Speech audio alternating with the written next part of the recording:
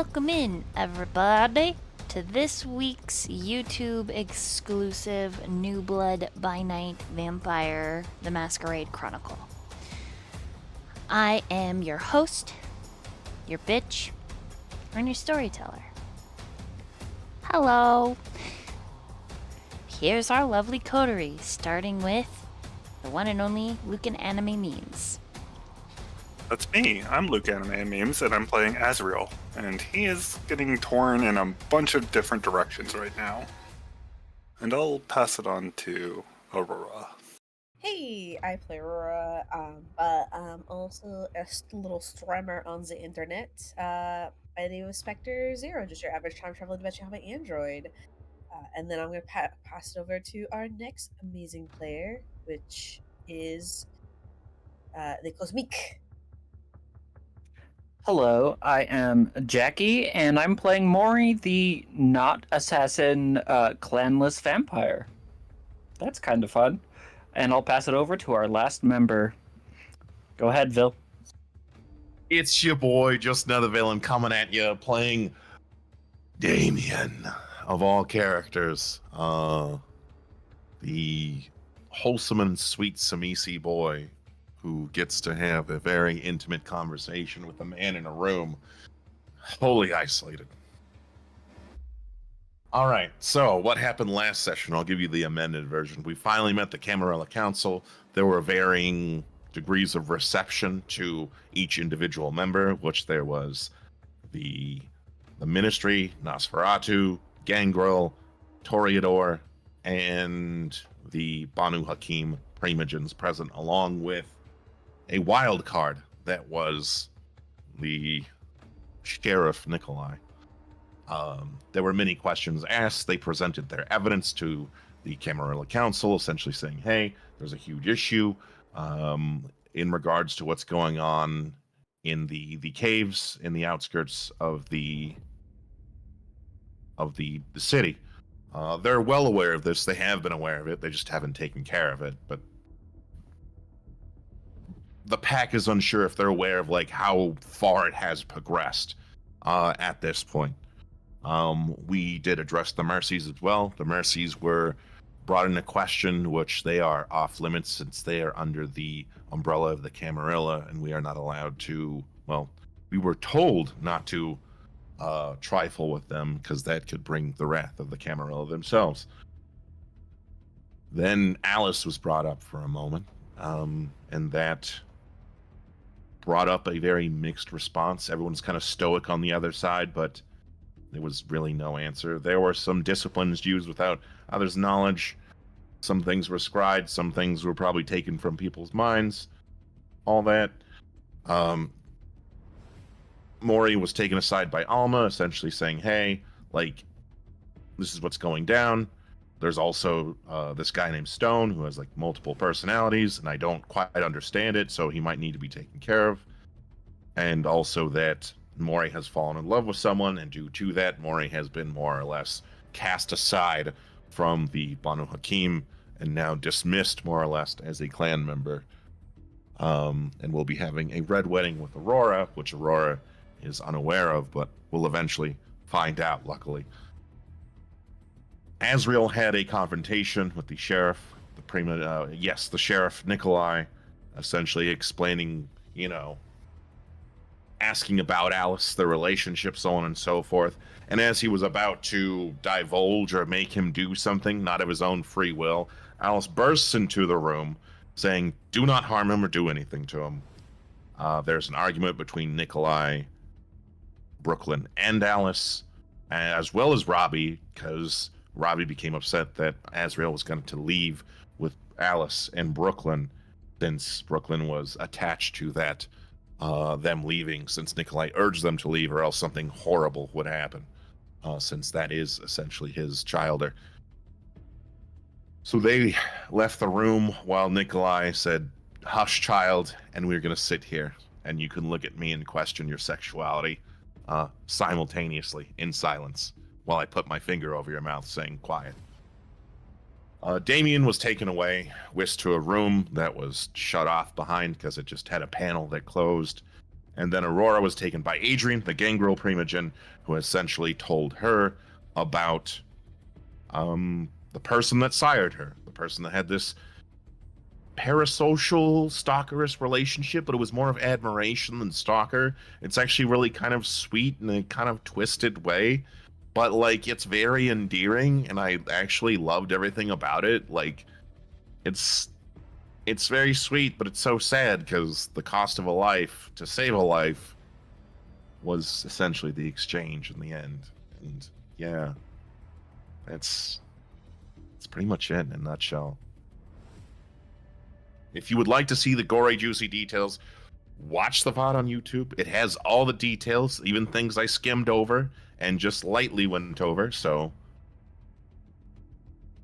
yeah, there you go. All right, thank you for that. Everyone in the group may add a storyteller willpower. Don't ask why, just take it. Oh, Wait. thank you. We are gonna. Oh, we need it. It inspired everybody. We are gonna start tonight's session with 2 of our coterie members, and I need Aurora and Mori to both roll the wits and awareness, please. Oh yeah, sure. Let me see what I got. Wits awareness. Recently increased my wits. Trail! Oh. I thought we were gonna. I didn't think we were gonna go this direction. Oh, I'm laughing nervously. Okay. 9. I rolled a critical. Jesus. Okay. Wow. I have an 8 dice pool. I increased it. I told you.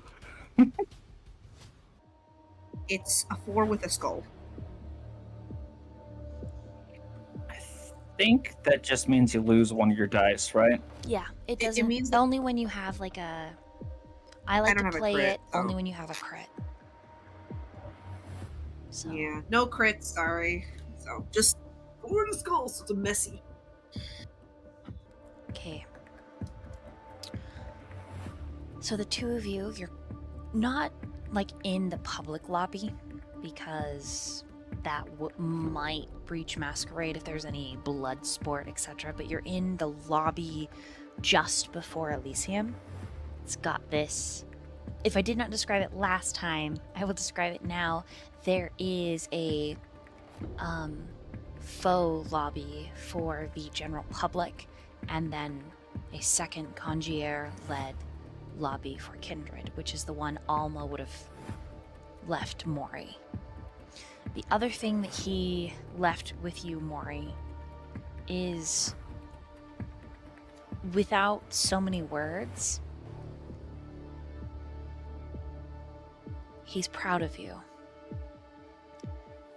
And as you're communicating with Aurora, this is not what you see with your wits and awareness. This is just something added on to the wits and awareness that you notice. He's left you an replica of an ancient set of prayer beads that have been circulating the clan of Banu Hakim for some time. Many Banu have this set of prayer beads, especially those in the judge, the arbiter sect that you have been a part of your entire existence. And so, however, you can describe to the audience how Mori would feel upon discovering those, perhaps when she's more emotionally stable because everything just got ripped out from underneath her last session. Yep.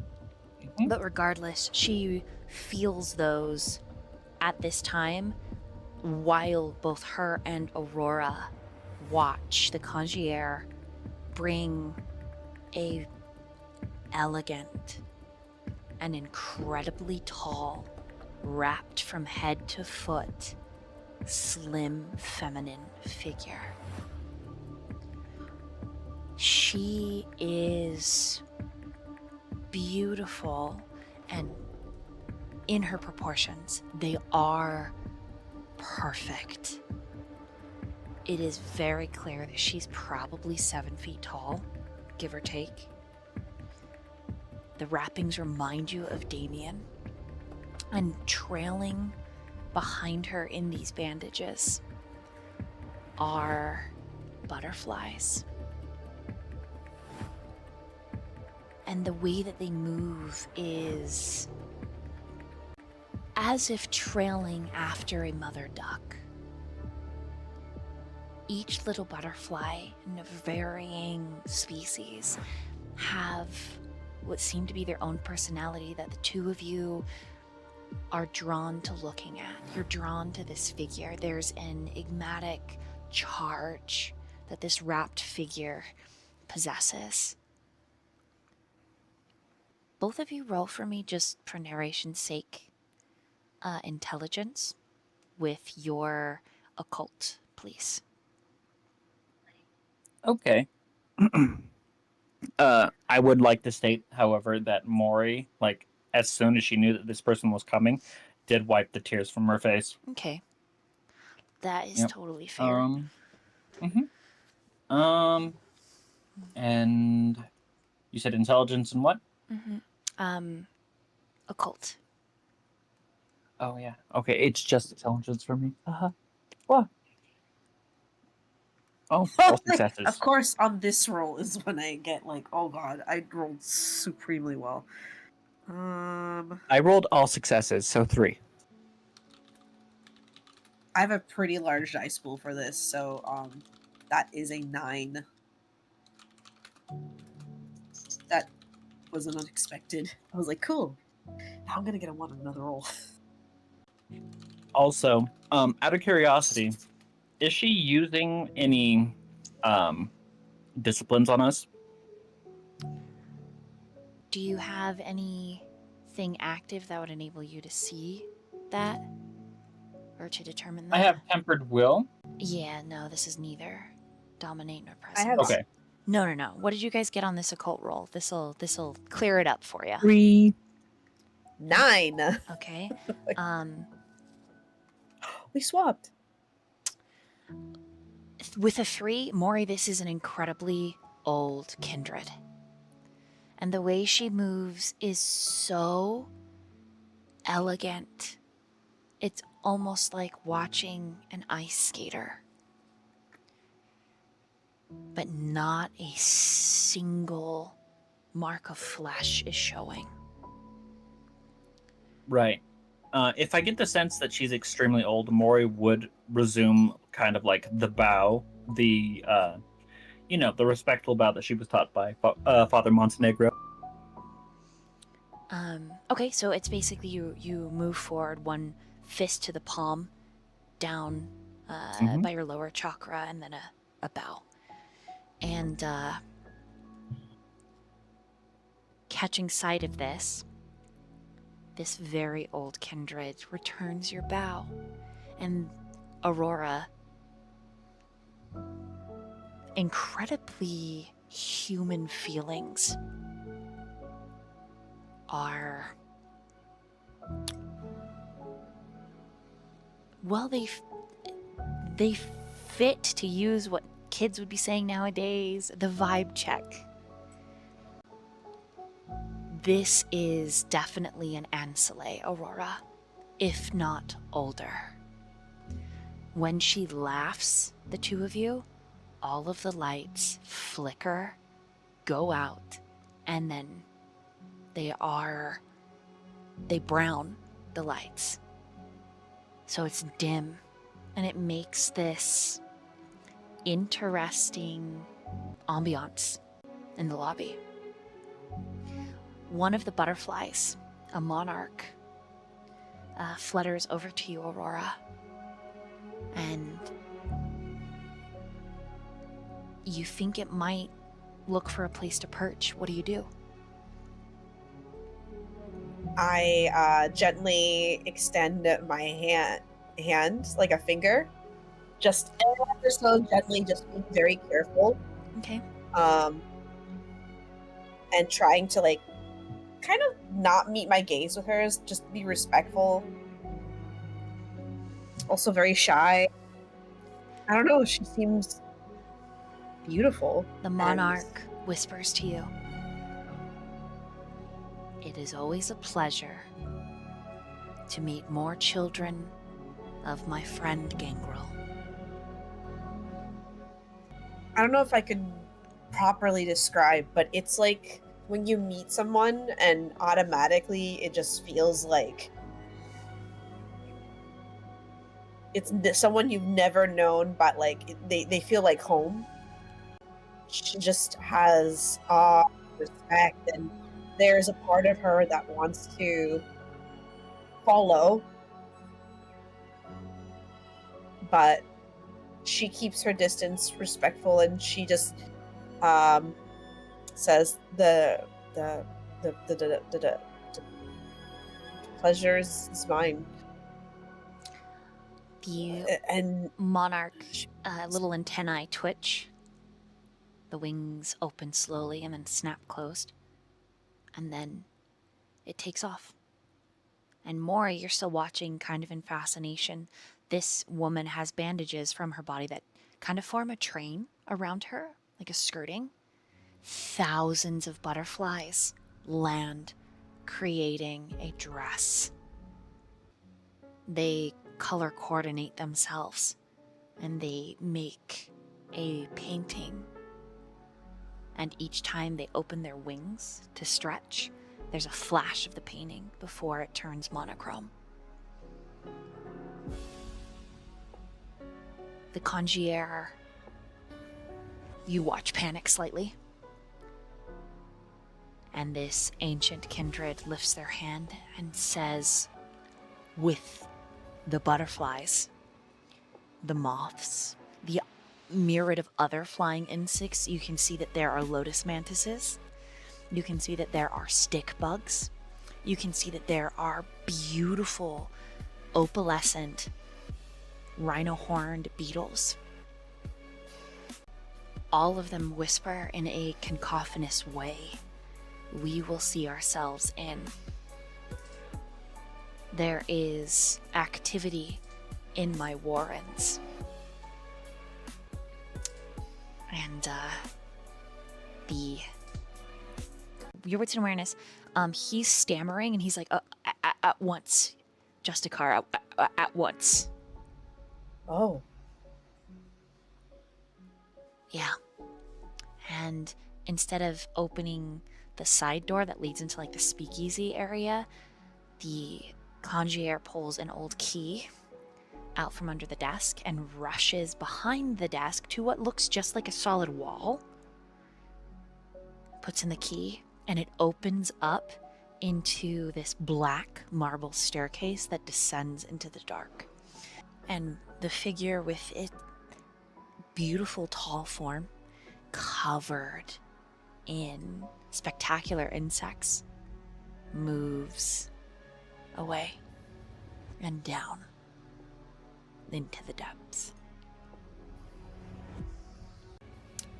And the moment they're gone, the lights open, the ambience fades, and there's no longer that subtle, calm aura that just... It's...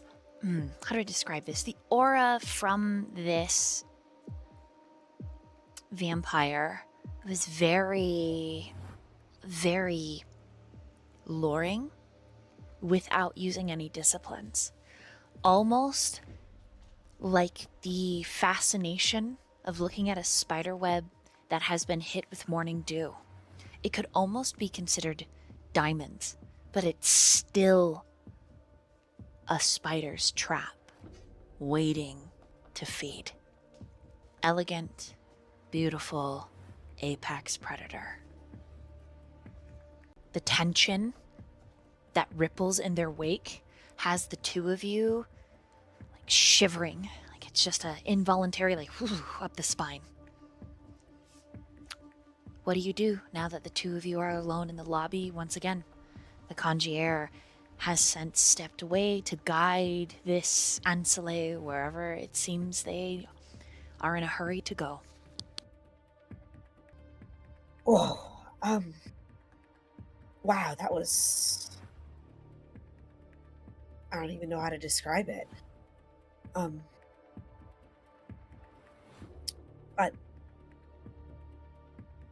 Sorry. Mori, could you tell me what happened? Like, I don't understand.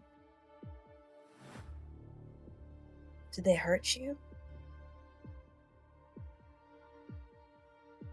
I took the punishment meant for everyone else. I'm happy you didn't have to suffer this. Y- I would say that it feels like Mori's demeanor has kind of resumed due to the presence of this lady. So, like the tears and everything that she was expressing earlier, like the heavy emotions or like the emotions at all, have kind of dried up. Okay. So, okay. That's. Can I help you? Can I heal you? You didn't have to do that, Mori. That's. I think Mori would say, I am to bear this wound at least for a day. But if you want to see it, you can. It's. I believe you. I just.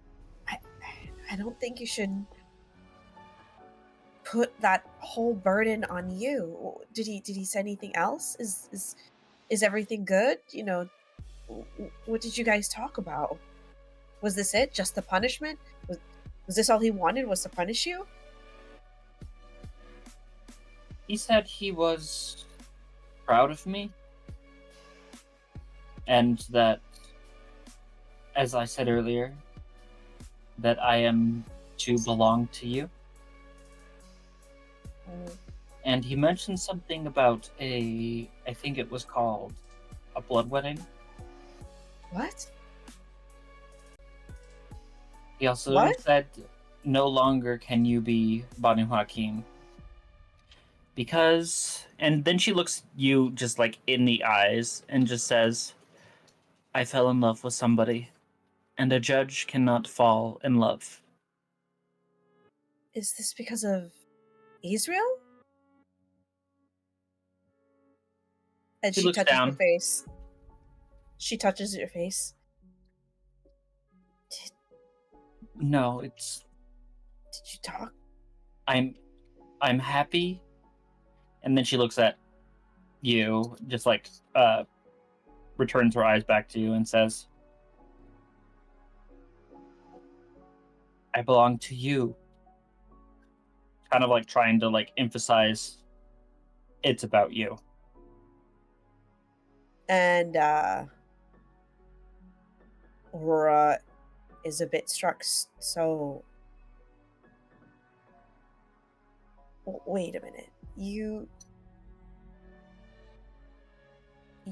Wait. I'm to be married to you, and you gave up something that's such an important part of you, and you didn't, like, I don't know, talk to me about it. Like, I think, like, wait, isn't this like a big part of who you are? It's kind of a sad smile passes her lips, and she says, yes, but a future with you does appeal to me. That was always in the cards, but I don't think we ever needed someone's approval, and a wedding is a No. very serious thing. And then her eyes go cold again, and she says, it was bow to their whims, or amplify the punishment. I was only given half of what I was supposed to receive.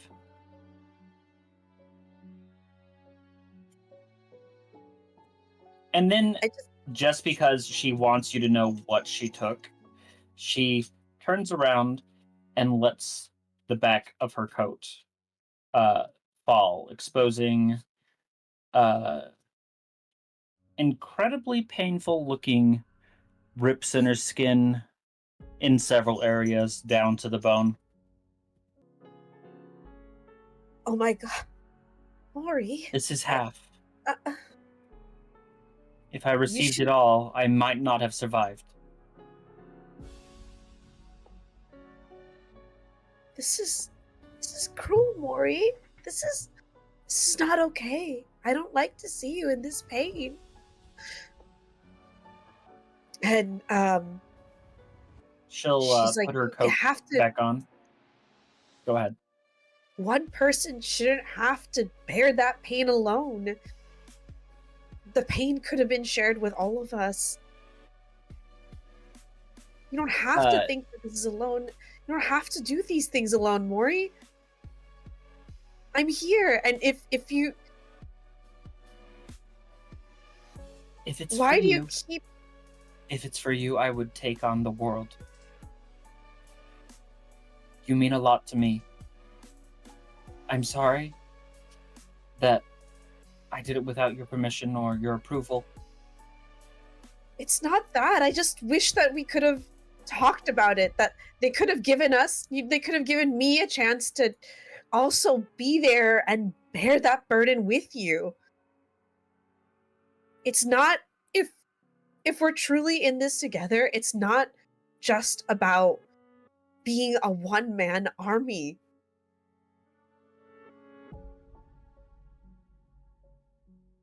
You matter to me and I care about you. But you have to stop thinking that you can just take on everything by yourself. This is a pain that we should both share. If we've broken some rules, then I'm to blame as well. And in regards to a wedding, I just, like, I don't, isn't that like,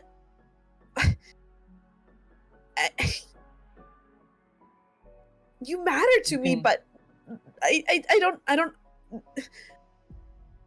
I just feel like this is a decision that should be made between us. I don't even know what this is, but I know it's a wedding, and weddings are serious things and super, traditional ceremonial thing. So shouldn't I get to decide whether, I get to participate in that? What if I just wanted a civil union? And I know that sounds silly. I don't even know if Kindred have that. This is still all new, and I just feel like they're just like, here you go, shoving you,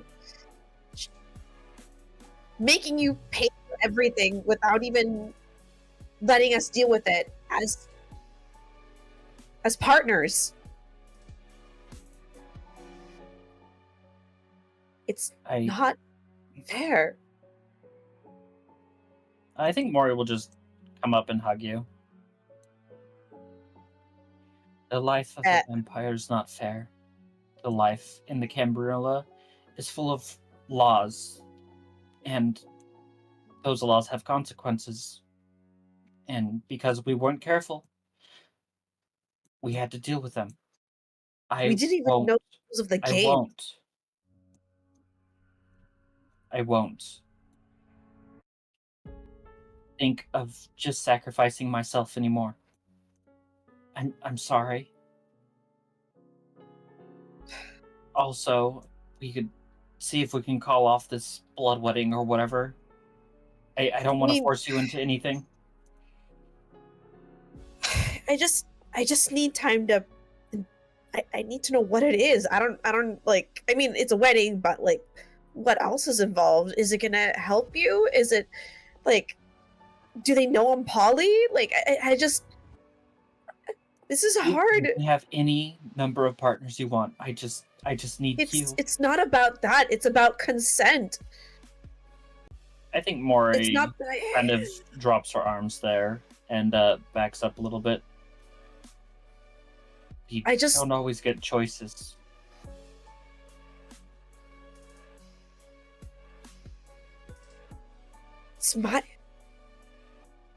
It's our relationship. We should be the ones who have the final say. And you know what, Aurora? That's the only choice I've ever been given. I chose you, and that's the only choice. You... And she kind of says, quietly. And Azriel. So is he also going to be part of this blood wedding? I don't think so. I was only told you. Okay. Is there any other things that you discussed about, or is this it? Is this all the information we have to work with? Aurora. This wasn't a conversation, this was being told. I didn't get to say anything besides yes, or I will become the shield that protects. And you can tell Aurora is like just Even if that means from a distance. the audacity for them to hurt hurt you, and then the audacity to just order us around. That hits. There's anger, but not at you. Okay, so all right, we can do with this. You know, weddings can be postponed. We'll deal with that later. They just hurt you, and then I can.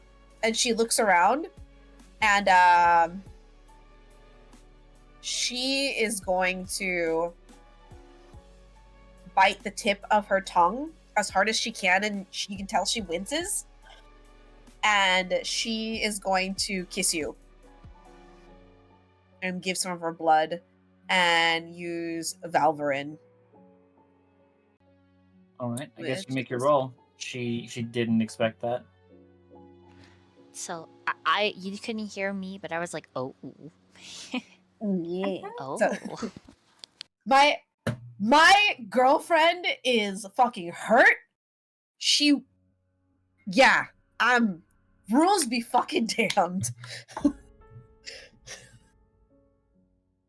And so she just gives you a kiss and shares her blood, and heals you, which is the vampire rolls intelligence and fortitude. So yeah, we're gonna do that. And and mends a number of superficial damage rolls equal to the margin of the cell. So yeah, you can. So I will decide. tell you, Mori only has aggravated damage. So, yeah. Oh yeah. If need be, Aurora will take on 1 aggravated damage. So storyteller, I don't know how much. I'm looking. It says for every 3 successes above the difficulty 2, you can heal an aggravated Yes. damage. I am on fire today. That makes me feel happy. Because I have a 7. When's the last time Aurora fed? She fed on Mori earlier. Yeah, she fed on Mori earlier. And I do have to do a rouse check, so. Yeah. I succeeded. Yeah, I'm not hungry. So you have to have at least 5 successes to heal one of Mori's aggravated. Okay, I got 7, so I made it. Okay. Sorry, I so- couldn't get more, but So one of your aggravated heals, and I will allow one of the aggravateds with a 7, because it's a really incredible roll, to become superficial, Mori. Ooh, that's big. yeah, and when she lets go of this kiss, she says, "If you chose me, then I will protect us." But Oh. there's That's a good line. Wow. That was beautiful. just know that I care about you, and I want to make this work. What's yours is mine, and that includes the pain. Your pain is my pain. Your burden is becoming my burden. It's not going to be easy. But the best thing we can do is try. Like, the way Mori reacts to what you said is like you said something she's been waiting for her entire life. And like her chin shakes, getting ready for tears, and then when you finish speaking, she just kind of hugs you again, doesn't quite get the tears out, but just says, "And that's why I fell for you." And Aurora just tries to wipe her tears and gently, like, because she's hurt, like, gently, like, hug her and stroke her hair. And she pulls back and she says, "I'm here for you, Mori. You don't have to be alone anymore. I just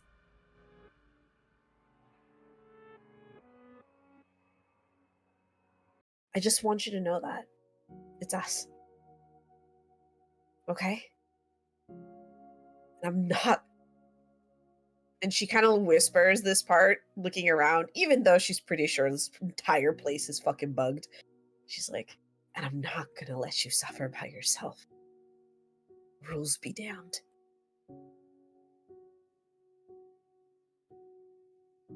Not on my behalf." I will- Mori's trying her best to just keep it together, just nodding along because words would just cause her to cry.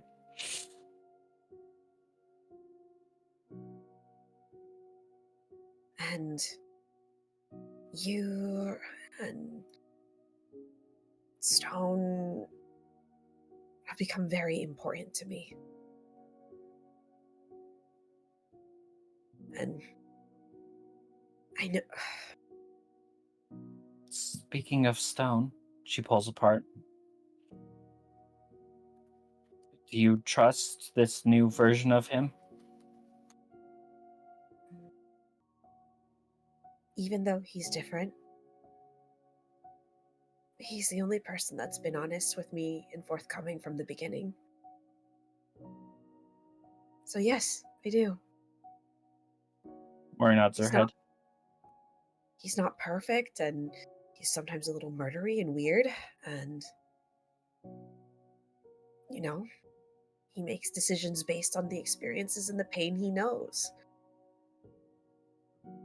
And I don't know what he thinks of me.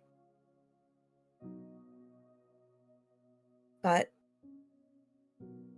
I know what I think of him, and I'm gonna try to be there for him, like he's been there for me and everyone. He hasn't lied to me. Maybe he hasn't given me the information I've wanted, but he's always been forthcoming as much as he can. He's protected me. He can be kind. He understands me. There's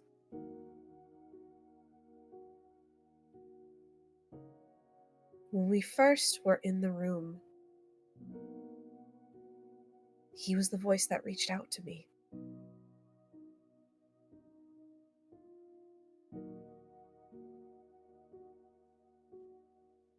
Is it alright if I only trust Stone?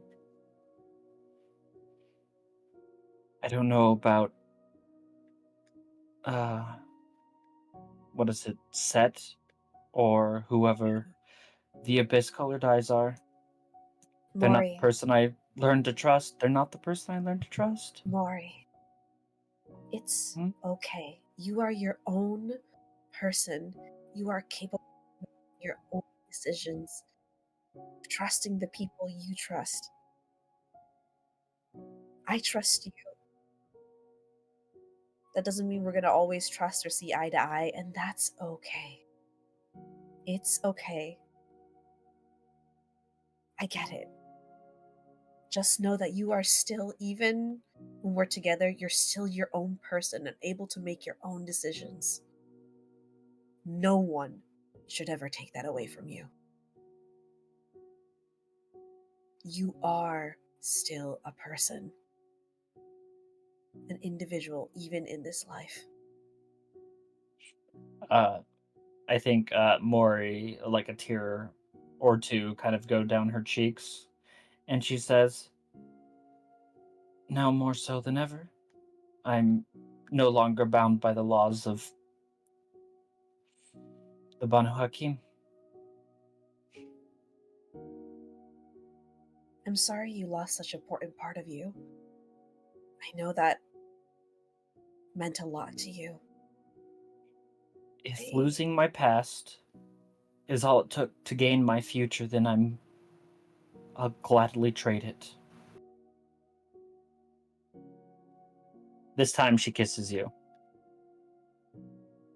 Yeah, and Aurora just holds your hand and holds that kiss. At this point, the congier has returned and does clear his throat. Oh, Pulls apart, looks Ladies, completely emotionless once again. perhaps yeah. It you- just looks down, like just trying not to blush. Perhaps you would enjoy a private suite. We're waiting for Looks some at friends. Aurora. As much as I would love to indulge you and teach you some things,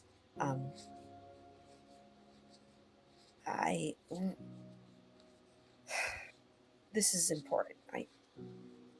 We need to, the rest of our Naturally. coterie.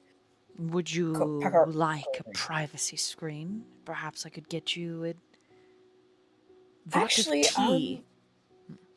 I where's our can we check in with everyone? Actually, you know what? And I stand up and I'm like, Mary, I need to, remembering what Adrian said to her, I need to go to, I need to check the vet with, I need to check with the people with the stuff with the rest of our party. Right, of course. Coterie. Is it alright if we just, and she like points to the door? Can we come back? We just want to check to make sure if anyone's, and I'm sorry, and you can I tell am that not entirely sure what it is exactly you are asking, Your Graces. Okay. And she just takes that as I'm just gonna leave. She's like so awkward. And You Right. wish to exit the building and then return? Naturally, the night is yours to command. Insofar as the rest of your coterie, perhaps you could give me their name. And I could tell you therein where they are, and perhaps their dedication in this Envron. could you just tell if you see someone by the name of Artemis or Dynamite, or Azriel, that we went outside for a bit, if they come back while we're not here? Of course, Your Grace. I would be happy to do so. I need to have a really hard conversation with someone. Okay. And sorry, that was totally like in my brain and I said it out loud. Understandable. Hey, that's cool. Absolutely. These nights are difficult. Yeah, also, what's your name? What can I refer to you? This humble servant is known as Remy. Remy. Full Lovely to name, meet you. Remington, Thank you. Your Grace. Remington. But sir. Remy Remy. is fine. Okay. Well, lovely to meet you, Remy. I'm gonna check outside with everybody else, and I leave. Like it's just like Yep. like a robot. Also, like, afterwards, but also Super with just awkward. sort of a thank you, and then I leave. Remy watches the two of you. Aurora, when they're outside, she turns over. She's like, "I need to have a private conversation with Fenrir." Right. I'll find somewhere to be busy then. I think And as the two of you step outside is where we'll meanwhile. okay, cool. Yeah, and we're gonna actually slide over to Azriel. You ready? Yeah, I'm ready. The room that Alice has taken you to smells like a garage. The combination of gas and car tire is pungent. You think she needs only open the barred door, and you'll have an escape vehicle. At least that is the sensation. She looks at you, Azriel, in the dark, her face lit by the red exit light. I won't take you if this is not what you want. I think I've been lying to myself because of how I feels so wrong. What do you mean? I really do care. I grew up, religious, and it was always such a wrong thing to be in love with two people. I think I was lying to myself when I was trying to talk myself, or I was lying to myself, and is to try to understand how I feel, or to put up with the sin of how I feel about you and Mori.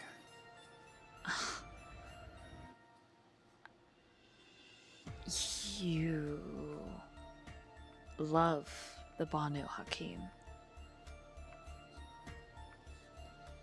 But I also love you. And it's so wrong. She gets a remote expression on her face.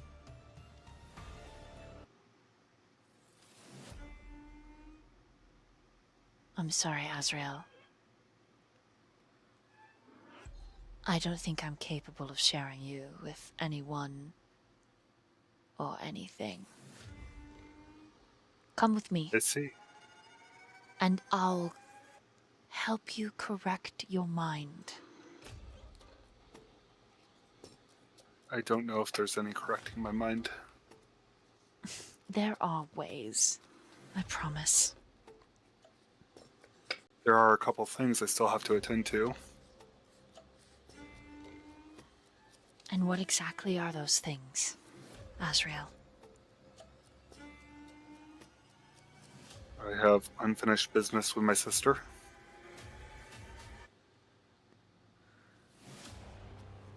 Her safety? Her safety. I'm happy to assist you.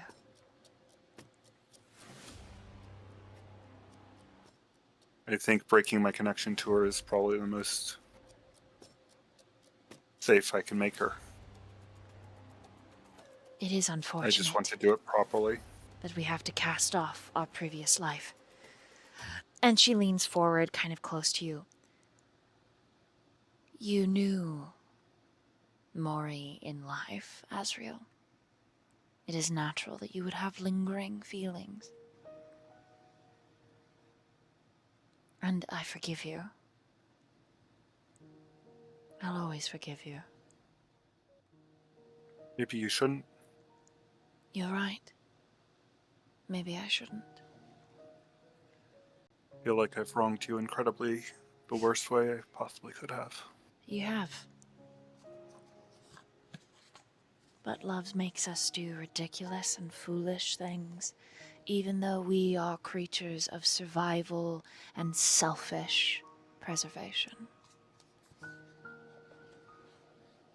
I still want to help my pack. Azriel, why? What have they done for you? Look at you. You have lost your spark because of them. Where is your humanity? Given to a pack. A pack of what? Thieves? Liars? Betrayers? What good have they given you? Have you felt validated, appreciated, worshipped? And she's like touching your face. Azriel, I worship the ground beneath your feet. I would happily set blaze to the Church of Leopold and summon Gehenna itself for you. I am not perfect. We are all monsters in some way or the other. But you are my priority. You always have been. You always will be.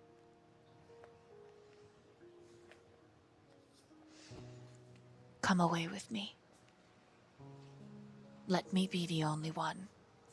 And she puts her hand over your chest, right where your heart is. Just like you're the only one for me. And she takes your hand and puts it on her chest. I think what our group was trying to accomplish was important, though. And I care about my promises. But I don't have to return to the group to fulfill my end. There's a little bit of hope in her gaze. We can help them from the out of sight, maybe. And then finish up all our loose ends and run away. She smiles. You can see that just the tips of her fangs. Yes. If you're okay with that, I'd be okay with that. I will not lie to you, Azriel. I have made great enemies in the city, turning you without permission to protect you from the mercies. There is a blood hunt on me now, which is partially why my sire is here. And I hate that I have disappointed them. I hate that I'm the reason that you disappointed them. Never hate that. You are more important than gravity. I don't know if I feel that way about myself. But I'm happy you do. What is it your pack needs to accomplish? What is it you need done? I think we need to destroy the mercies. Then let us leave now. My sire will see that it is done. Perhaps not this night, perhaps not tomorrow night. It will be a slow disruption from the inside out. If that is all, then let us tarry away now. Let us disappear into the night together. Let us cleave to one another. Don't you think we should do it ourselves, though? By our own hands, after what they've done to you? No. Foolish are my hands in love. They have made decisions that have put my entire family at risk. And so you're aware, Azriel, there is a ghoul lingering in the dark, watching all of this, her arms folded, a bored expression on her face, slight aggravation, as if she wishes this conversation would hurry up. My sire knows best. I broke the masquerade, and I will not do it again.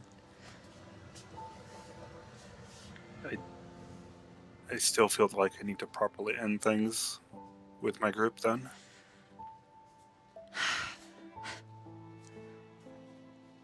Only then I can give myself fully to you. The other voice clears, the other woman clears her voice. Now remind me, this was Brooklyn, right? Or was this Chansey? Mhm. This is Brooklyn that followed you, I think? Brooklyn. Okay. Okay. This is Brooklyn. All right. It is a scathing sigh, like on purpose, okay? Mm-hmm. And she says, really, both hands on hips. You have to end it properly.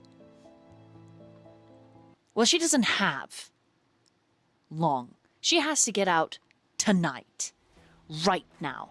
And she walks up to you, Brooklyn, this little dark-skinned woman with crazy curly hair, pokes your chin, your chin, pokes it real hard. So listen to me, you terribly handsome, blonde, maybe idiot. Remains to be seen how intelligent you are. My sister, and Alice is like, please, Brooklyn, you shut your face. You tried, it's my turn. She is running for her life, and you are an idiot who knows nothing of the world of darkness, and you're going to make her wait. Her safety, you're going to make her wait so that you can say goodbye to your other piece of ass? I don't think so. You decide right now. And Alice is like, you can't do this. I did. And I will wrestle you into the car. Don't make me hurt you, Alice. So what's it gonna be? Religious boy? You going with her now or never? Brooklyn, please, shut up. I'm talking. Ignore her, Azriel. She's overly protective. Shut up. Shut up. Someone has to keep your ass alive, and that someone right now is me. Your father and I are very No. disappointed in you. I'm happy she's protecting you. So we're going to the car, Azriel, and you're welcome to join us. If you don't, well, then I suppose this is goodbye for the two of you, and good luck on whatever suicidal mission you're on. And Alice is like, what suicidal mission? What are you talking about? And Brooke's like, nothing, and pushes her out the exit. And there's some scrabbling between Alice and Brooklyn, even though she's just a ghoul, is incredibly combat-oriented and has Alice handcuffed and wrestled and grappled in a moment. And is, like, carrying her like a sack of potatoes to the car. And Alice is shouting. And Brooklyn's like, don't make a scene, you'll embarrass us. And Alice is like, you're the one making the scene. And Brooklyn's like, are you coming? I'm sorry, it's your choice now, Az. She's going in the car. You can come if you want. Azriel's reluctantly going to follow. Okay, Alice gets thrown in the trunk. And is yelling and is like, let me out of here. And she's like, sorry, can't do. And then turns to you, Azriel. When she turns to you, there is venom in her dark gaze. Azriel will meet her gaze head on. I should leave you for the sun. But doing that would hurt her. She'll get over it. You do not understand the gift that you've been given. You don't understand the sacrifices that have been made for you. If I understand the picture correctly, 2 women have sacrificed everything for you. And you have responded like a limp ED patient. I never wanted them to sacrifice everything for me. But you love them, right? And you would sacrifice too? Or are you what you are? And she lifts her No, eyebrows. I do. Where's your would passion? sacrifice for Where's your them. fire? Where is it? Are you just passive? Is this what you are? No, I'm not just passive. I want to fight for what I care about. But I want to fight with Alice, and I want to do what's right. And the hard part is, I just don't know what's right anymore. Indecisive. Decisiveness. Great. Love that in a man. Love it. And she just like scoffs and rolls her eyes. Wonderful. I am taking her to the docks. You have roughly 8 hours to make your amends. Tomorrow night she'll be on a ship and far, far away from any of this bullshit. And Alice is like just mad and screaming. And then she goes quiet. I will see you both in 8 hours at the docks. Sure. We'll see. I don't like you, I don't trust you, and I don't think you were worth her sacrifice. Good, I agree. Then do us both a favor and leave yourself for the sun, and don't come looking for Alice. But if I did that, I would only be hurting her more. Brooklyn's moved away and stops at the driver's side of the door, and then turns over her shoulder to look at you. Sometimes the best thing you can do for those that you love is to let them go. I know you don't feel toxic, Azriel, but indecision is a poison. And then she gets I into the actually do driver's feel side. pretty toxic. She backs up, rolls the window down, just looks at you. Azriel just looks back, meeting her eye contact. Then she picks up a pair of big bougie sunglasses and puts them on. All that is reflected is your face. Do the right thing. She's gonna slowly roll up the window and then drive away. Yep. All right, Azriel. What do you do? Let's meet up with the group first. Okay, so you're gonna try to make your way back to the lobby. Go ahead and roll an investigation and an intelligence. That is 4 sucks. Where do you go back to the doorway that you exited out of in the parking lot? Do you exit the parking lot? How do you approach trying to get back to the lobby? I'm gonna fully exit where she left from, and I'm gonna come back around to go through the entrance again. So you exit outside and then go around. Yeah. Okay. Mm-hmm. Fall out where the car went. Okay. And then what'd you get on the 4 sucks. 4? Okay. So you actually find, on your way out, you find a couple of Kindred with surprisingly, you think maybe it's a ghoul? It's really hard to tell. They're all having a smoke, and when they see you, one guy is like, "You all right, buddy?" You know, same shit, different day. The Kindred nods, leans over to his buddy. Buddy gives him a nod and he says, You wanna smoke? And you realize, Azriel, that you probably look as terrible as you feel. These Kindred are probably around your age in terms of turning. They're all kind of dressed punkish, or they're dressed like the Help. Vests, nice shirts, probably run a part of the speakeasy for show, etc. No, unfortunately, I don't have enough time. I have some business to attend to. Yeah. One of the ghouls, you think, says, Hey, nights are dark, man, but tomorrow might be a less dark night. Just good luck, bud. And they all just kind of give you nods. They all seem like the world of darkness has not been kind to them either. Azriel's just gonna move forward with his mission. He's on a time crunch now. Okay, roll a wits and awareness for me.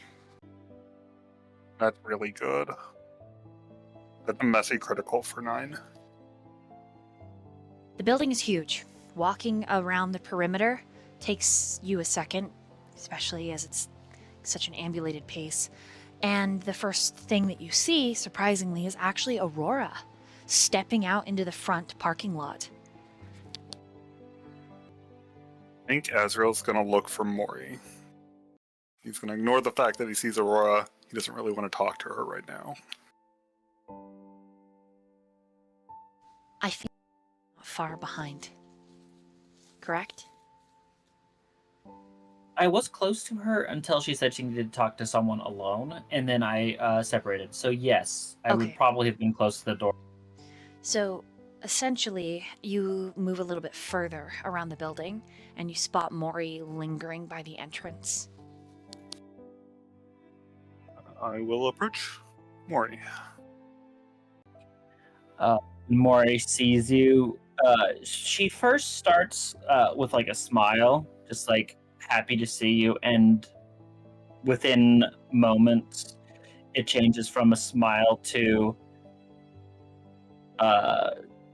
almost like a shocked face, and then she sort of averts her gaze, looking down.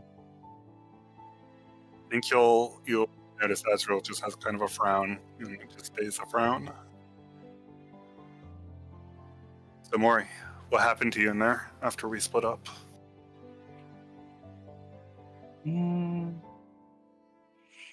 I was told a lot of things, and I took the consequence for the group. That's not good.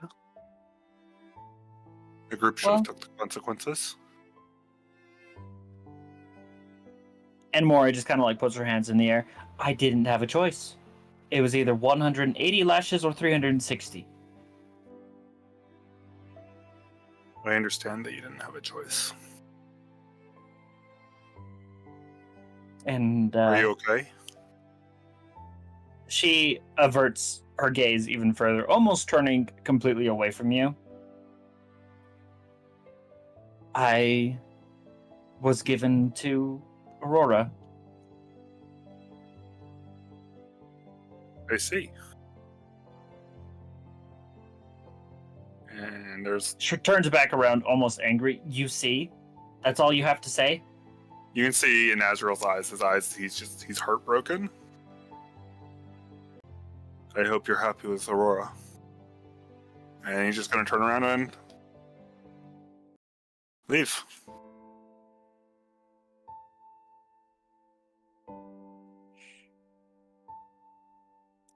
I think Mori's so shocked that he just immediately gave up on her that she doesn't know what to do. Right? Like, she's... the heartbreak from the situation kind of disappears because it almost feels like he never cared at all. And he didn't see Alice, so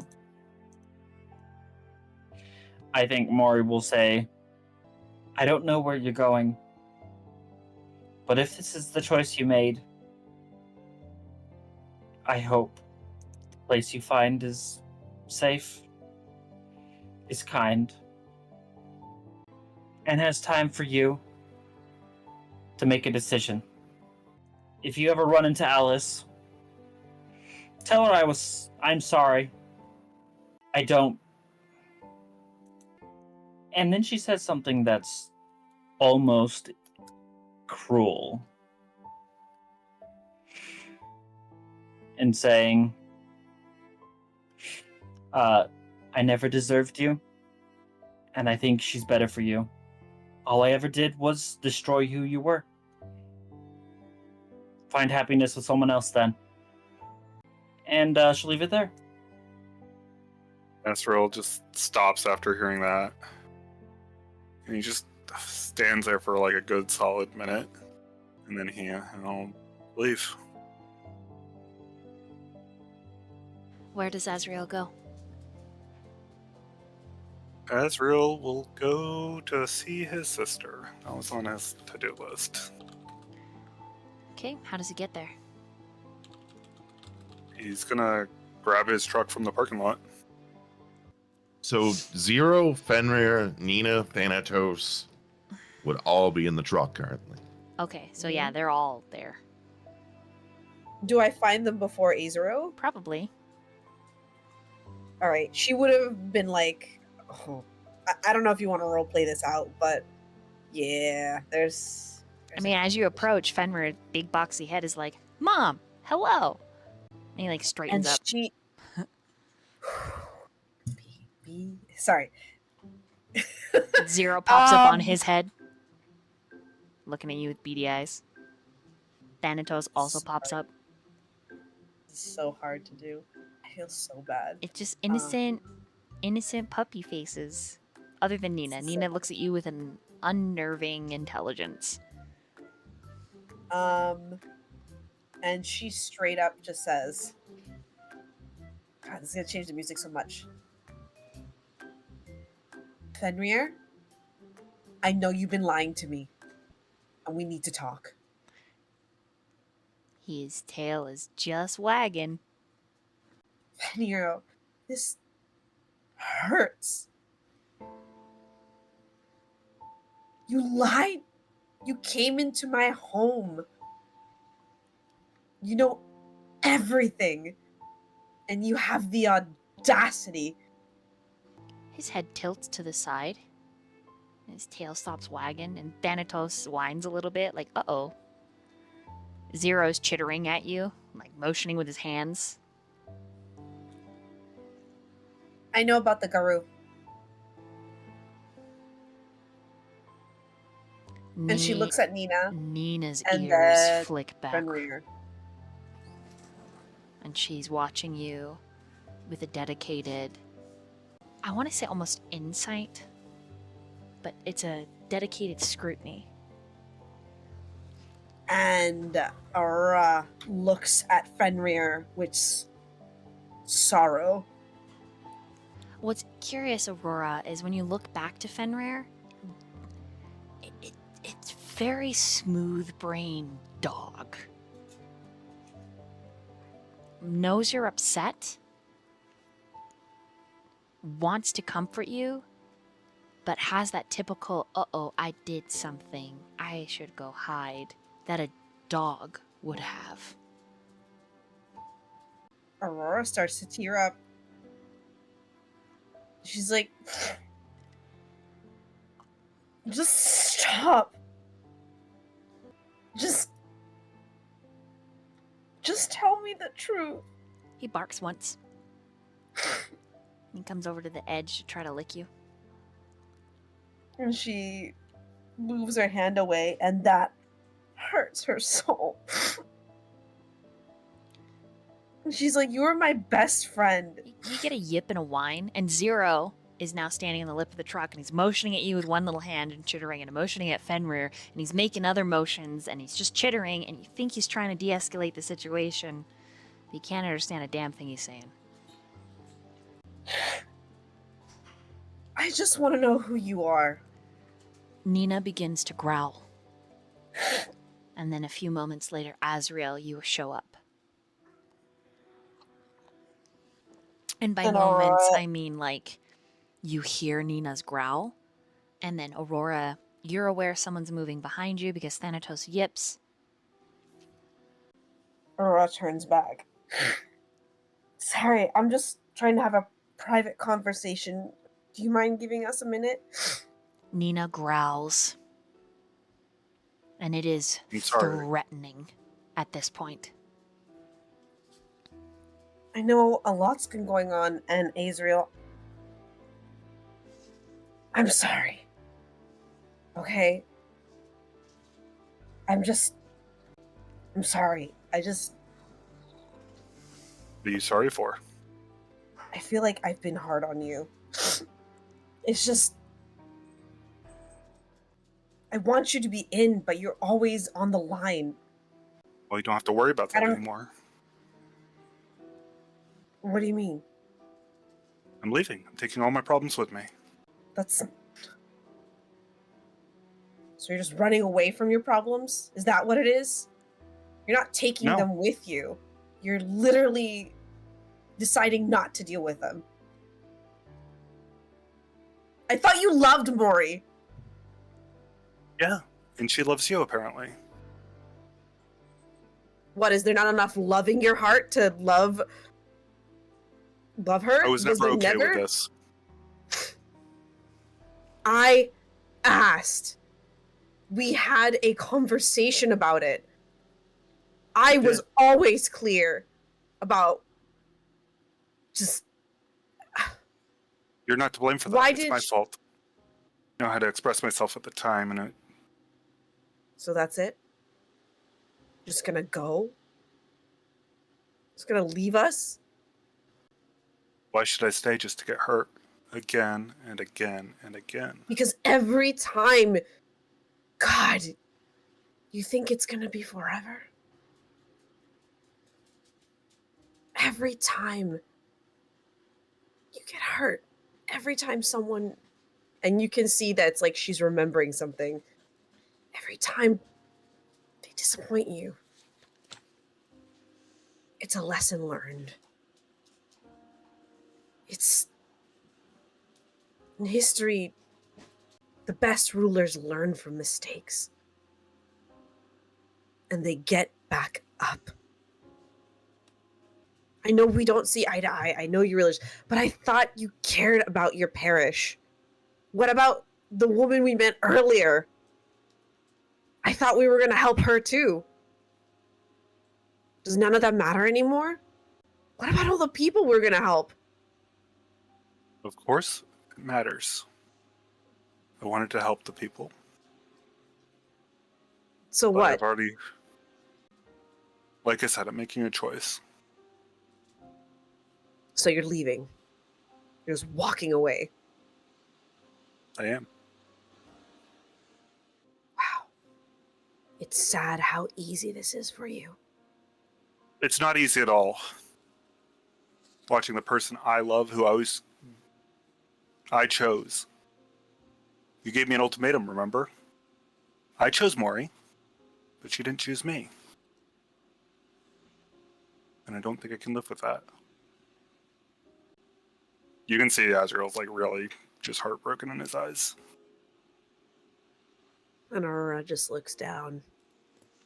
Zero is trying desperately to speak, but it's just sad chitters. Azriel will use his feral whispers to understand what Zero is saying.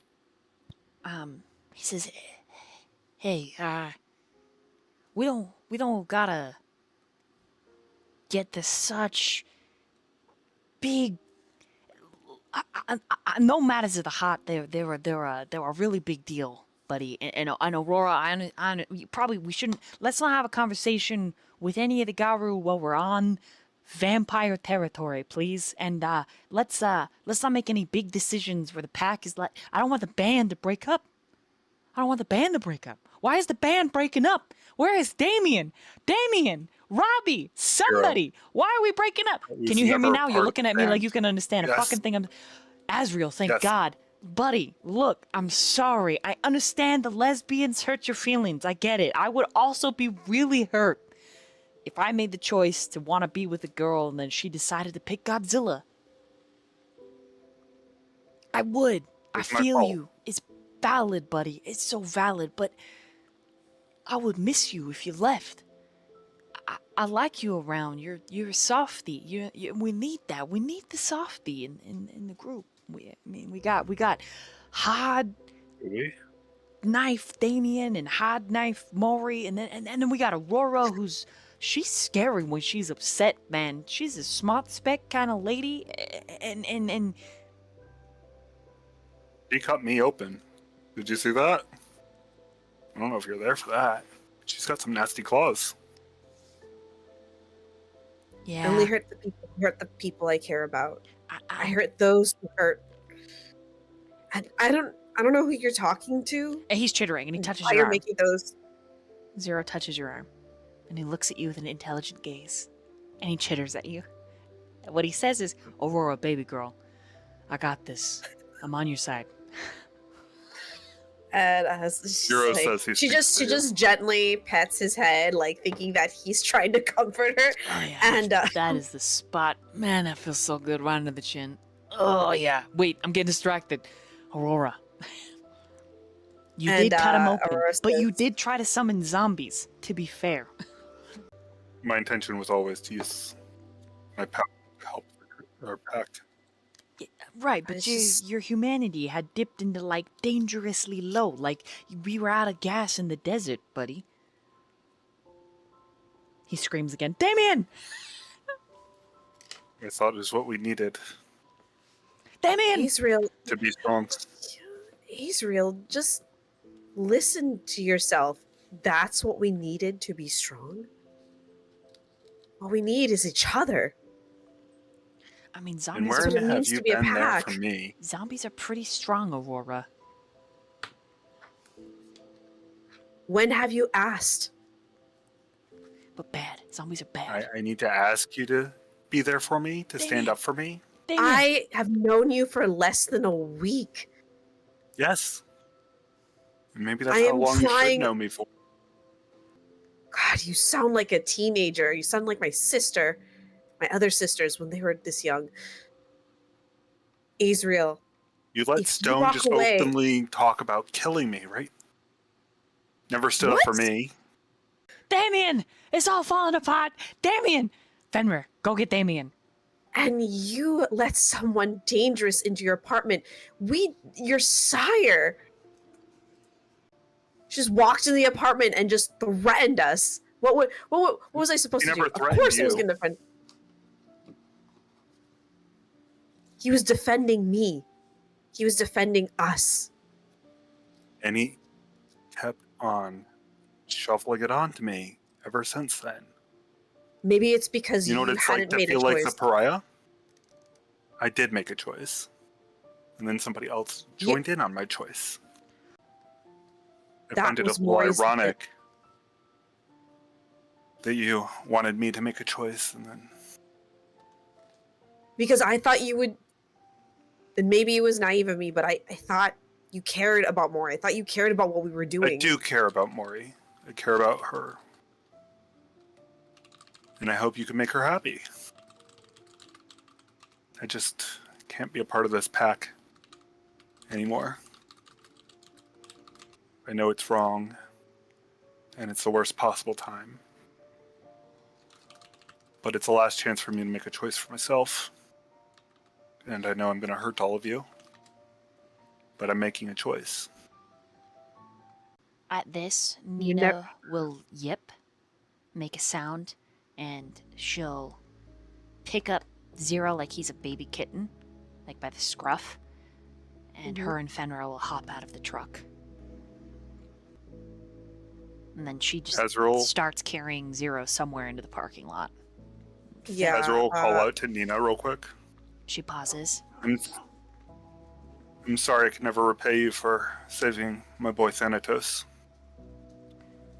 She looks at you with those lupine eyes. And it's almost as if they say, you will. You owe I her. understand. You can't leave. Like, We'll just see how that happens ends up. Azriel, get in the truck. Aurora just lets him go. Just completely devastated. How can he just... And there is, like, how can he just leave Mori and all the things he cares about? alright, Azriel. Driving to my sister's. There's no fight.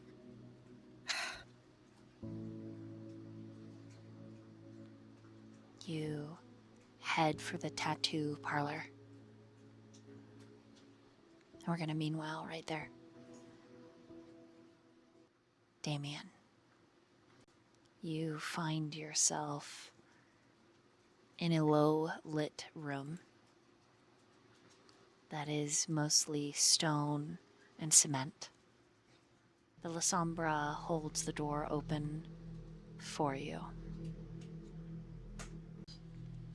I'll just nod and walk on through the passageway and say in a very nonchalant manner, "Thank you for the courtesy." He nods. A quick, curt dip of the chin, closes the door, and locks it. You both are the only two inside. In the center of the room, there is a large drain. There is some sparse furniture. All of it is leather. All of it is dark.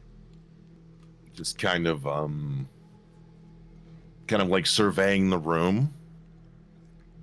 He just takes note of everything around him and leans up against the wall adjacent to the La Sombra. Before we begin, I am a cruel, unkind individual.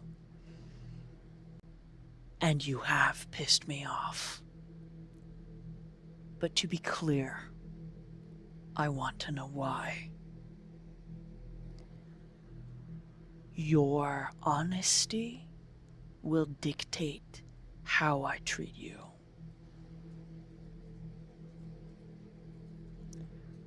I know Artemis, and you are not her. Well, you are correct, but also incorrect. Because I am, and also I am not her. We are one and the same now. His lip twitches. You wanted honesty. I'm being honest.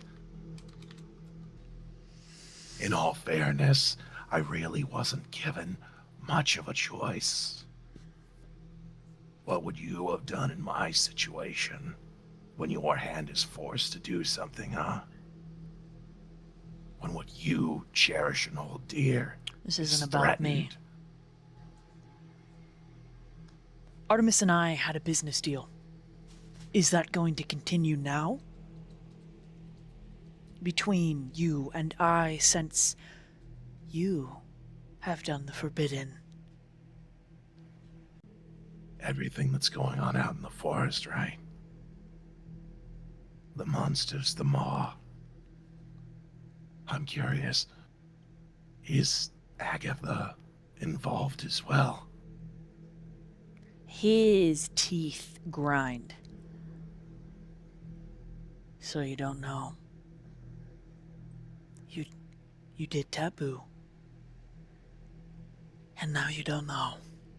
And he's so angry. You see he rubs the bridge of his nose. And he's a gentleman. He's trying to maintain his politeness. But he is definitely a product of his clan. So what are you doing from here on out? You're trying to find out what was taken from me, What do you mean? piece by piece. I don't remember anything from about 6 to 8 weeks or longer. There are spans of time that are gone. I find out things about white howlers, the worm, the maw. And it's slowly being put back into place because those moments in time were taken from me. I want to know what happened to me. And if I have to go into those caves alone and do it, so be it. I will meet whatever is out there. But I know for a fucking fact, Artemis wasn't my sire. There's no fucking way. I came to that conclusion on my own.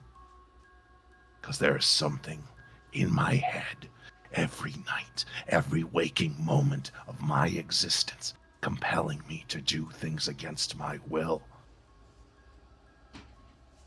And sometimes I think it's just me at this point. Sometimes I think it's just them at this point.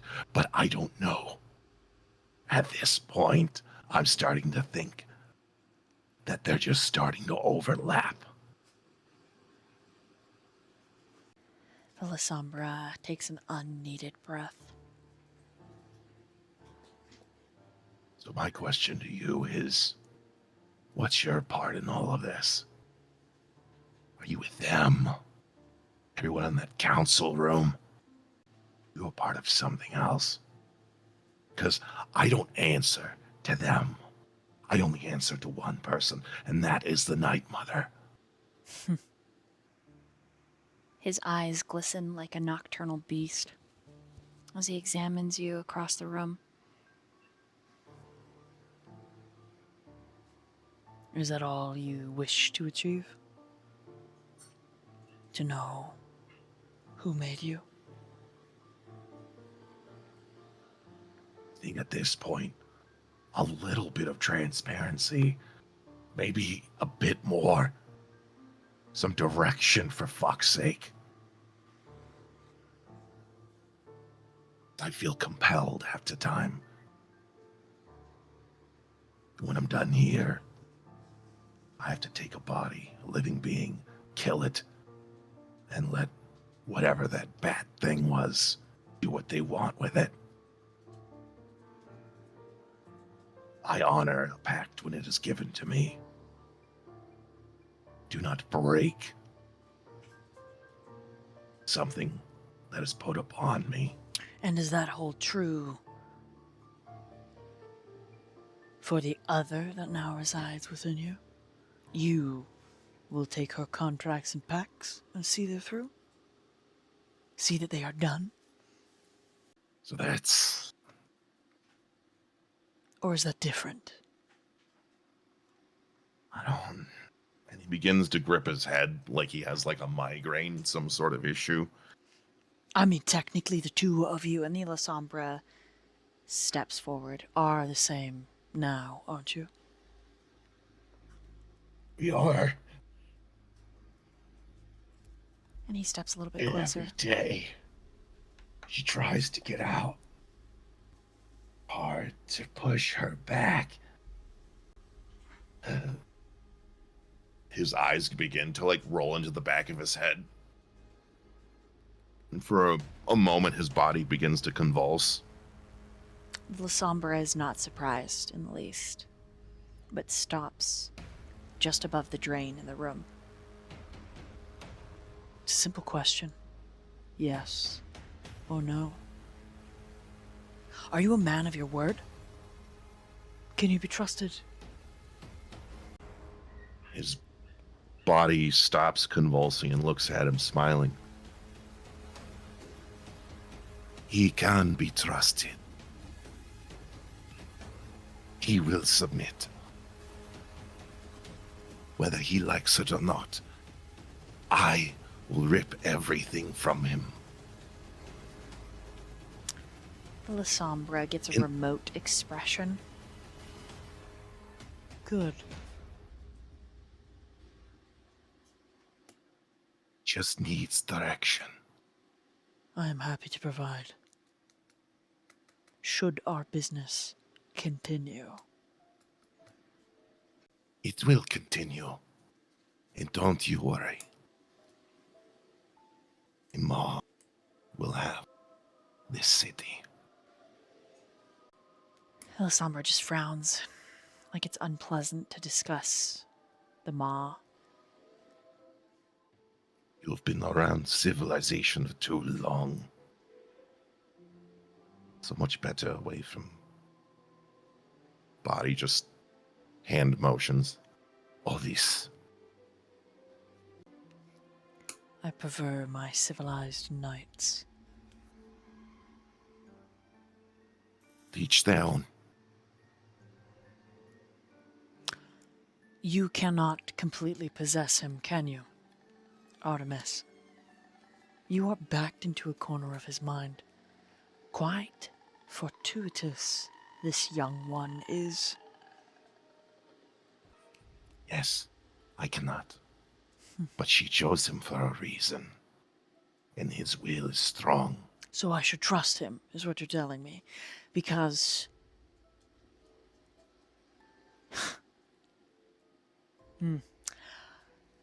I don't care what your protege does in the woods. I just want assurance that our business venture continues. I course. provide you with the necessary ingredients, and you provide me with all of that wonderful and wild sorcery that you can provide. Now, is this something the boy also maintains, or is he a dunce? Can he not make rituals? Agatha will show him the rituals. He is capable. Ah, he is capable, but he is, what, arrogant? Too powerful for you? I do not like disruption in my status quo, Artemis. And I have provided everything you and your infernal deity have requested. Compensation is due. And you will continue to get compensation. And he's going to give it to me? Absolutely. How will. can you guarantee that when you cannot possess him?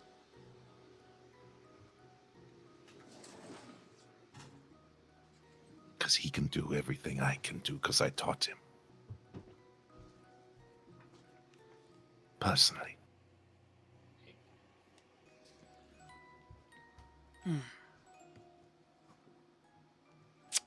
Did you not think that I wouldn't have contingencies in place in case this happened? I know you are not a fool, but I did not foresee diablerie. So what do you want me to tell him, the truth? Or allow him to dance this spiral? He is beyond intrigued by Agatha as a whole. He's compelled. He doesn't wish just to take a life and honor his pact. He wants to see her again. I can see it in his heart and in his mind. La Sombra sucks on his fangs for a moment. And what would you like me to do? Give him direction. Give him direction. Don't tell everything, just enough. Then when he finally learns the truth of it all, it will be the revelation that puts him over the edge. You want him to enter the caves. Absolutely. And if you are assimilated, then what happens to our venture? It continues. He cannot resist the Maw. For the Maw lives in his head. You of all should know that she has existed for centuries. And the power like that is capable of many, many things. I am aware. I am also aware of our other century-year-old problem. I am chiefly aware. Fine. I will attempt to navigate this negotiation with just enough of a cruel measure.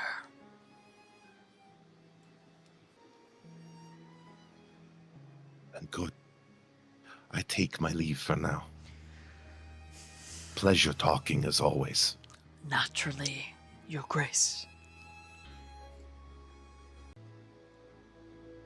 His body goes limp for a moment, like slamming into the wall.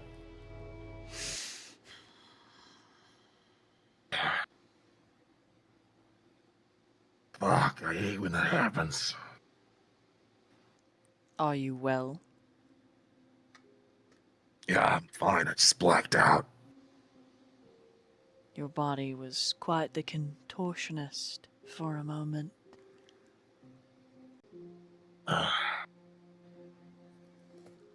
Okay. What do I need to do? What was your agreement? Our agreement was easy. I allowed certain individuals unnecessary to society to wander into the maze. After all, the crop needs pruning, and Artemis would provide me rituals required to keep important places to me sacred.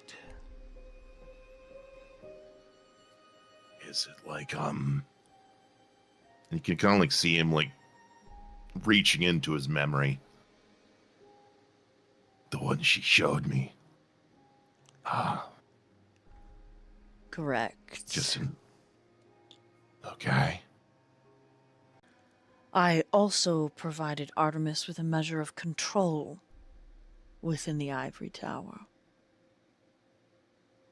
You see, our working relationship was quite symbiotic.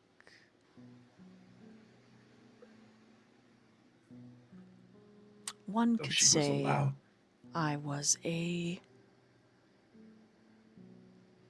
acting vessel, or better yet, a diplomat for the wilds. You're the one who staged their invasion. He nods. You have no idea how badly it's progressed, hasn't it? What did he say? They, like the council? Yeah. Correct. Might be granted these same amenities. Or Naturally. You keep your end of the bargain, I keep my end, and we proceed as usual.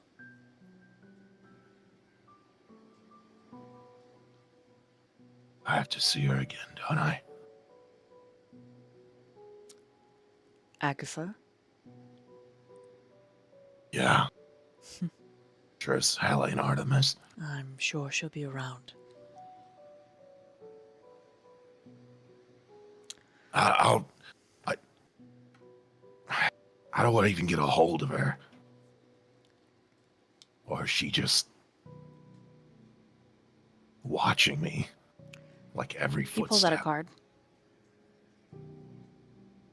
I don't carry a cell phone with me, but I do have these. I'll take the card. And I'll take a gander at it. Has just a single phone number on it. You can call her at that number if you wish. Okay. All right. Yeah.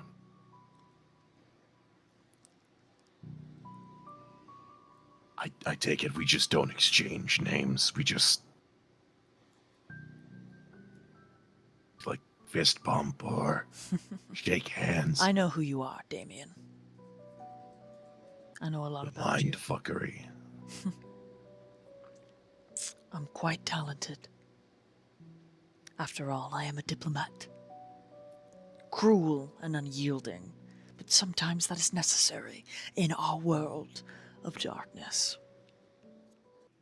Why does the one guy get so much leeway? The eccentric guy with the accent. Called him the sheriff. Ah. And then he explains to you what it means to be a sheriff. Because I know that you as the player already know. Right. So he's just like, and info dump. And then a moment later, there's a knock at the door and the Lasombra hisses. And the door unlocks from the other side. And the Lasombra says, "Who in the..." And he stops short.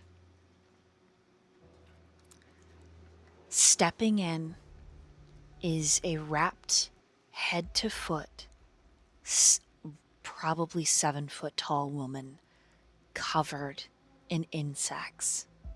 And the moment the door opens, they burst off of her wrappings and they fill the room.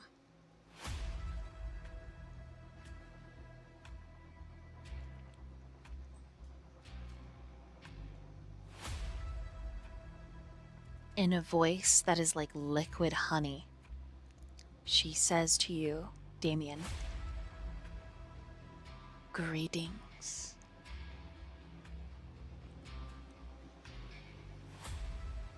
Pleasure to make your acquaintance. The Lasombra looks a little nervous. And then quickly, he bows, and the wrapped woman says, "Do you know who I am?" I'm sorry, I don't. Doesn't She- ring a bell. She looks at the Lasombra, and the Lasombra explains that this is just a card. And he's gonna follow Lasombra, saying like he's afraid, so he's just gonna follow suit. And then the wrapped figure takes a seat, but it isn't a seat in the traditional sense. She simply leans back, and all of her wrappings are held by fluttering wings.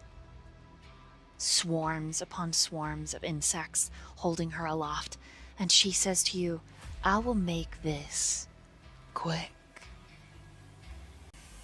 I know you and your pack are headed into the Warrens.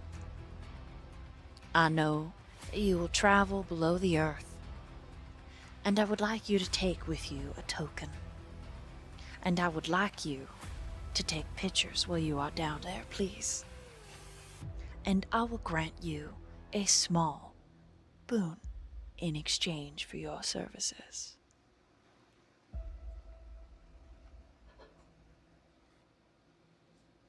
Okay. All right. That seems easy enough. Good. And from the sky, she takes a oily, sheened looking beetle and hands it to you. "This is my beloved. Her name is Bella. She'll be accompanying you."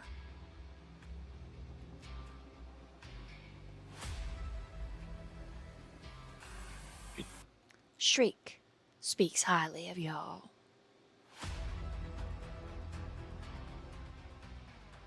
Oh, Shriek, yeah. He runs a hell of a trade. I like the guy. You can feel her smile under the bandages. "Any questions?" No, excuse my ignorance to these, ways in your laws, but if I don't deliver this or take pictures, are there consequences for this? Or... Oh, absolutely. My reputation is at stake. Though, I will say, it is a minor offense should you fail to provide. I will be disappointed and I will never forget. And that should frighten you more than any physical punishment, more than anything, really.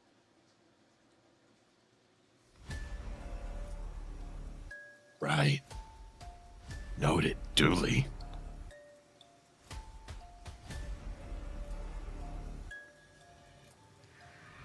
And then she looks to the Lasombra. "I also have business with you. When you are finished conducting your own, I would like a moment, please." You know what? I think, not to interrupt, sorry. apologies, but I think this is the perfect time for me to exit stage left. The Lasombra looks a little upset. I think it could be as well. Tell your adorable little familiar to thank you for running the cables down to the Warrens.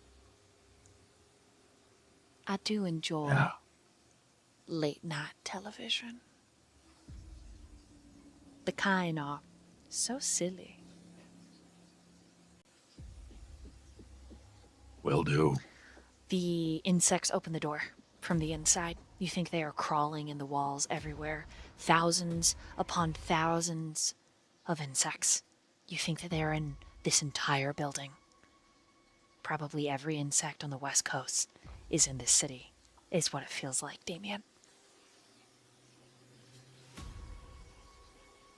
If I may be so bold, do you have a name that I can go off of?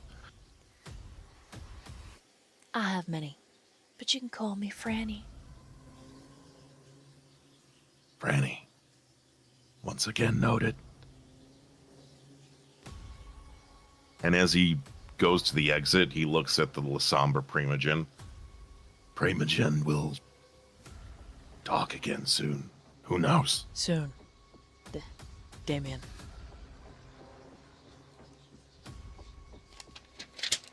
And the door And as closes he- politely behind you once you leave.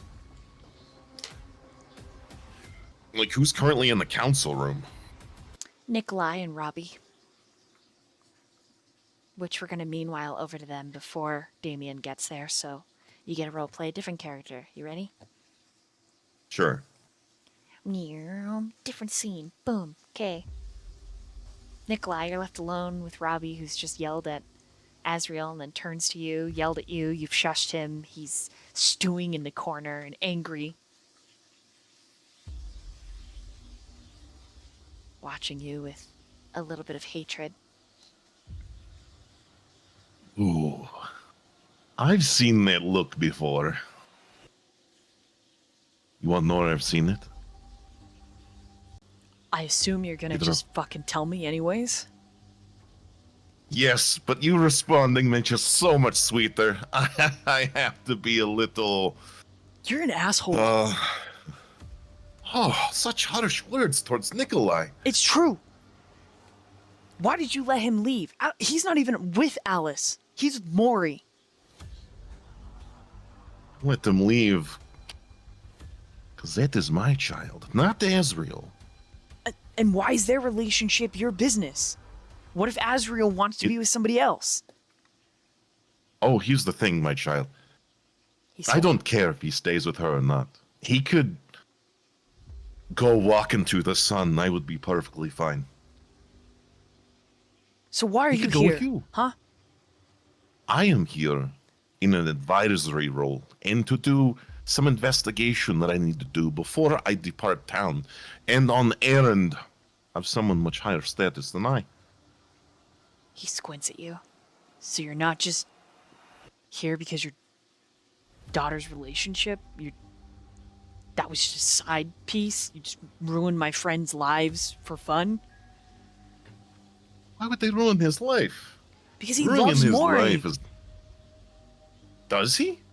Do you know? Yes. Do you truly know deep within your heart that he loves this Mori you speak of? Why are you asking like that? It makes me feel weird. Yes, I think I know. Betrays Let me his ask you youth. something. Has he ever said openly in front of you that he loves Mori? He would do anything for Mori? I mean, kinda. How else has he expressed this? Verbally? Some sort of physical acknowledgement? Yeah. Form of affirmation? Yeah. Oh, that response falters a little bit. I sensed a lack of confidence. I you're really scary and intimidating, and I feel weird looking at you. He mutters under his breath. It's okay if you're gay. I'm not. Sure you aren't. I'm- But I'll answer your question from earlier. Reminds me of myself when I was much younger. Oh, the hatred I had in my heart towards a certain individual that when I get my hands on him, I will still rip him to threads. Of Paris will know no peace. What is it? But What is that? What do you mean? Who? he's a certain individual that got away, that is responsible for killing someone very special to me. Let me ask you something. He kind of winces. Which a one little. is your sire of the bunch? Artemis? You mean Damien? Shh. Oh, I know. I remember watching film in Ukraine. It was about the boy who progressively became possessed, named Damien, by being known as the Antichrist. He's a good guy. If you say he is, I will believe your word. I will not anger you and insult you. I could. It's easy. Where are they going? Because you have... Azriel and Alice. Where are I they? don't know. They are going somewhere that is unimportant for you to know where Alice is. Because the spicy one that was with them would tell you the same thing and then put a gun to your face. Oh. Isn't that illegal? It is. But the thing is, she doesn't care. And she doesn't get in trouble because she's your girlfriend? He's like squinting at you. He's smart. Kid's catching on. I like to think of her as maybe one day be my wife. You know, it's In all honesty. nepotism. Nepotism. Yeah. She breaks the masquerade, shoots me in the face because I'm worried about Azriel. You don't get her in trouble because you're some special bigwig. Yeah, that's technically illegal. But what do you have? You have no reputation. You have nothing to your name. You're a nobody. And as a nobody, I can say that you threatened her and her life. And That's nepotism. Why is- That's illegal. What you're doing is that's illegal. it's called twisting the law, my son. And I have the favor of someone very high up. You watch him deflate. But in all honesty, I don't like to do that because I was taught by someone to follow rules, even though I like to bend and break. You seem like a nice boy. I guess. Let me ask you something. And don't say names. Is there anyone else with your coterie, whatever you are, besides people present? You can see him thinking about telling you, and you're like, okay, this kid's like really bad at lying. And then he's like, Yeah. Why? I'm looking for 2 people in this town for information. Okay. So I could tell you, but maybe you could tell me where Azriel is in exchange. Oh, no. I don't use phones. I only use phones. And he gets close to his ear. Huh. I only use phones that are wiped. And I currently don't have that. My sweet baby girl has that right now. She knows where I am. And I know where she is.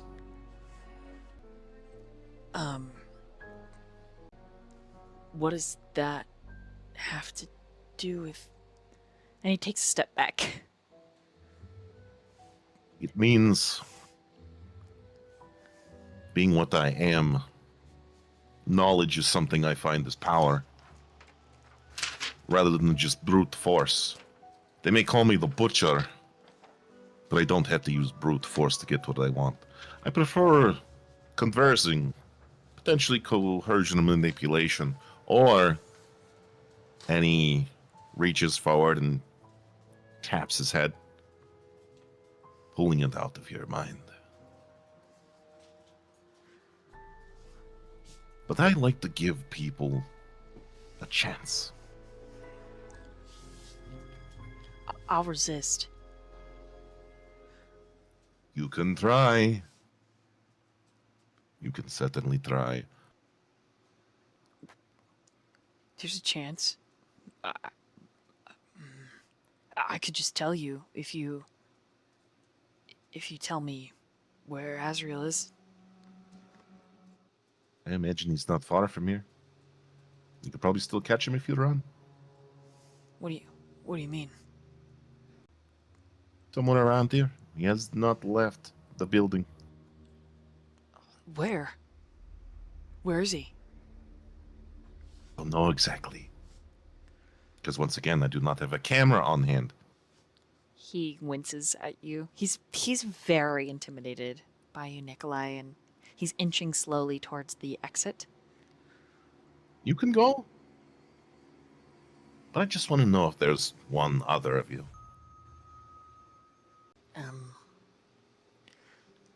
Even though you don't have a white phone, or whatever plastic you need. Oh, do you want, is that the problem? He takes out his phone and he turns it off. No, I mean, I could, give you my phone number, and then I could check with a group, and we could look. He's really important to my friends, and he is my friend, and I mean, we just met, but he's a part of our group, and Aurora says we have to stick together, and You're afraid I'll hurt him. You're really creepy. I mean, respectfully, sir. And he's like at the door, slowly inching. I have no need to hurt any of you. At all in the slightest. But if you won't tell me, fine. I will eventually find them, though. Because all I have to do I'm happy is... to trade. I'll give you my phone number if you tell me where Azriel is gonna be. If I were you, I would run. He does. He opens the door and he runs. If you whisper that, he's gone.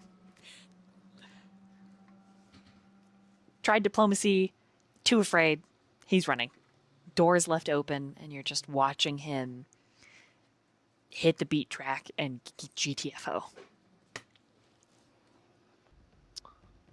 Shame.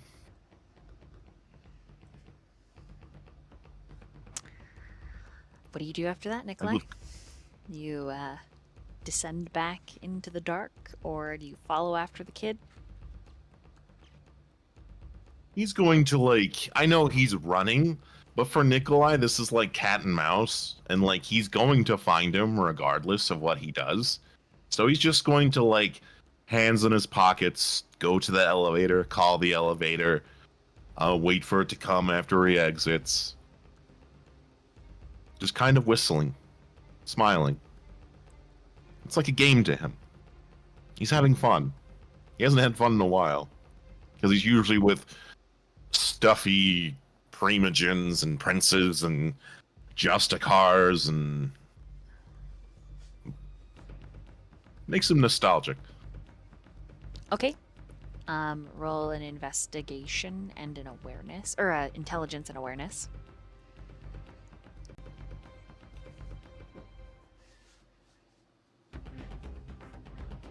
Oh boy.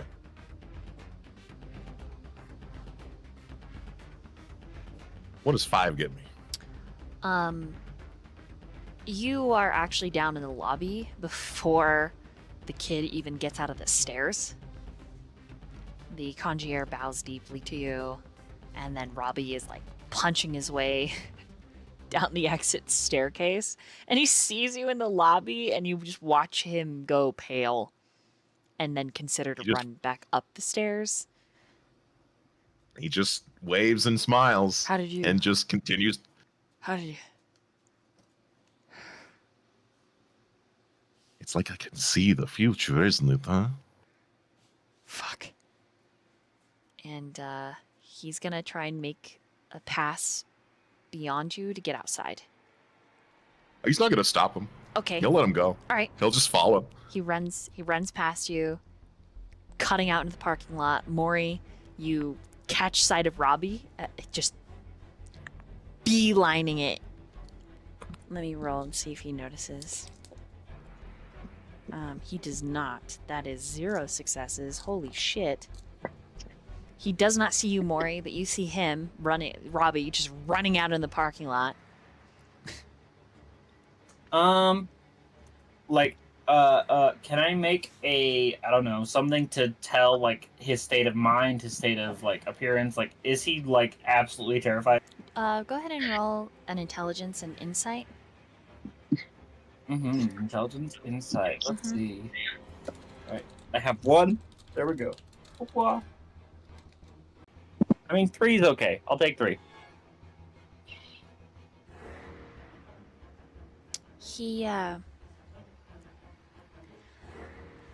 He's terrified. Yeah, he's scared. Cool. I'm just gonna blink up to him, scoop him up, and run away. Okay. As you blink, he screams when you reappear. He's like, ah! Especially because you're so small. Like, he's, like 6 something, and you're Yeah. like 4'10", so. It's unwieldy to carry him because he's so long. That's cool. That's cool. And- Yeah, that's fine. Behind you, the sheriff is just casually stepping out onto the pavement. In your running, I would like you to roll a strength and athletics, Mori. Can I add a rouse check dice to that? Mm-hmm. All right, 8 successes. Okay. You managed to carry him well enough, and on top of that, the two of you, because everything was like happening all at once, right? In the timeline, it wasn't like one scene. Everyone's scene was happening at once. So you pass Aurora, who is standing near the empty parking spot, and you, Robbie, and Aurora all witness Azriel's truck pulling away. Like, you show up just in time to witness that, and then shortly thereafter, if Damien had wanted to, he was allowed to take the elevator, go all the way down to the bottom of the floor, and exit as well. Oh, yeah, sure. So Damien is at the entrance. Nikolai's halfway in the parking lot, meandering, probably chuckling to himself. And Azriel is headed towards the gate to exit. And each of you are mostly aware of where the rest of your pack is in a tiered effort. Azriel knows that he saw Aurora, but he doesn't know that Mori and Robbie just saw him. Mori and Robbie are aware of Azriel, Aurora, and then way back at the top of the parking lot, Damien, you can make out Azriel's truck leaving. But when you scan the parking lot, you see the tall sheriff, and then you can see kind of Robbie's long form, like banana boated, like he's hovering almost. You can't see whoever is holding him, but there's a dense, sudden ambience in the nighttime air. It feels a little defeated for each of you.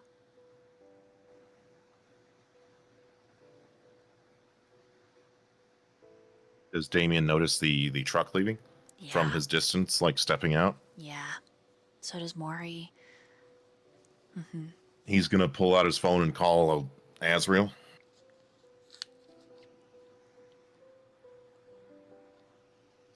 Azriel pick up. What's going on? That's where we're gonna end tonight. Ooh, what a cliffhanger. Ow.